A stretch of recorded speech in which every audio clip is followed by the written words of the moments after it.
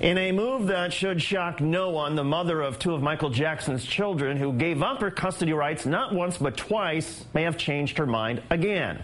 Debbie Rowe, Jackson's ex-wife and mother of the two oldest Jackson children, Prince Michael Jr. and Paris Catherine, told CNBC TV in Los Angeles that now that she's decided to fight for the custody of the two kids, but on a late conference call with reporters, her lawyer says she hasn't made up her mind. Rowe also told the station that she will undergo DNA and psychological testing in order to win guardianship of the kids. Not only that, she says she's going to file a restraining order to prevent Jackson's father, Joe, from even seeing the children. Rowe has already given up her custody rights twice before. First in 1999 when she was divorcing the pop icon. She received a multi-million-dollar payday 6 months later when their divorce was finalized. Then in 2006, she sued Jackson after court said she never legally gave up her rights the first time. The result? An out-of-court settlement and another huge payday. During that custody hearing, this exchange between Judge Stephen Lax and Rowe seemed to illustrate her understanding of the agreement. Quote, Lax, you understand you will not have rights to take care of the children. Rowe, no, and I don't want to. They're not my kids, they're his kids. And with all of this going on, an L.A. judge delayed the children's guardianship hearing until July the 13th at the request of both Rowe's and Catherine Jackson's lawyers. Joining us now from Seattle, Washington, Ann Bremner. She's a defense attorney and legal analyst who covered Michael Jackson's molestation trial. Ann, thanks for being with us. My pleasure. Thank you.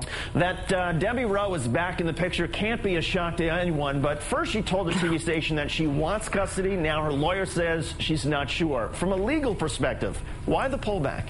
Well, I think she's trying to look a little more reasonable. I mean, this is like a rubric cube. I was going to say rubric, sorry, with everything that's case. But anyway, it's got me just thinking of all these different things, because what she's trying to say is that, well, you know, I didn't want it, but now I want him. Is this like biology for billions? I mean, just because she's the mother, does it mean that she's got a right to these kids and to enter into this equation? And I think you looked at a poll on TMZ, for example, should she get the kids? 70% of the people said no.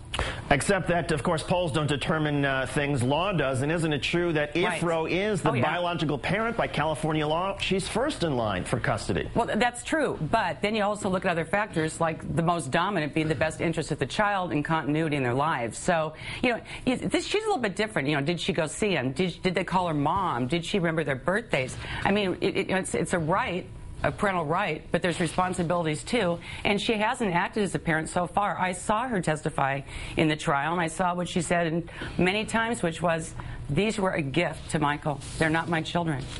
Does the will giving Catherine Jackson custody, does that count here? It counts, but what we're dealing with in the will is a guardianship, but not actual custody, because custody has so many other factors to be looked at. But, you know, it's a factor to be looked at, and this is something, when you look at the chaos of Michael's life in a lot of ways, there's the chaos in his death, and it's really sad with the children, reminiscent of the song we heard is the lead-in. You know, they don't care about us, meaning these children.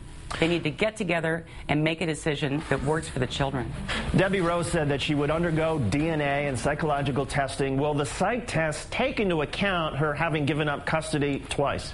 Absolutely. They're going to take a look as to, you know, why she did that and how that would impact the kids. You know, when she testified in the trial, she said that Michael was surrounded by opportunistic vultures. She coined that phrase. And the question is, you know, is he surrounded by people in death that are opportunistic as well? And the fact of the matter of whether she cared about the kids, whether she's an important positive influence, did she sell them? Did she give them up? Those are all things to be looked at with custody. And what can we expect from the upcoming July 13th guardianship hearing if it does in fact happen? We're looking at basically some temporary measures. We're looking at where will the kids, will they stay with Catherine? You know, we know that Joe lives in Las Vegas, so this issue about whether or not, you know, he would be with the children, you know, is something they'll look at as well.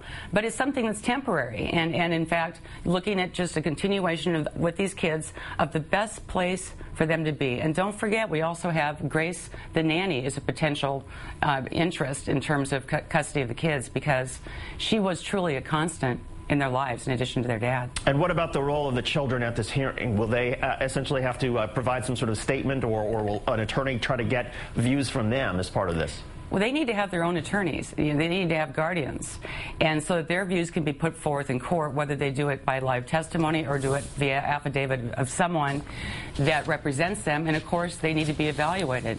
And what a horrible time for them, going through the death of their dad at 50 in the public limelight, and then to have this, potential fight going on, not just in the short term, but potentially in the long term. Defense attorney Ann Bremner. Ann, thanks so much. We appreciate it. Hey, my pleasure. Thank you. You're welcome.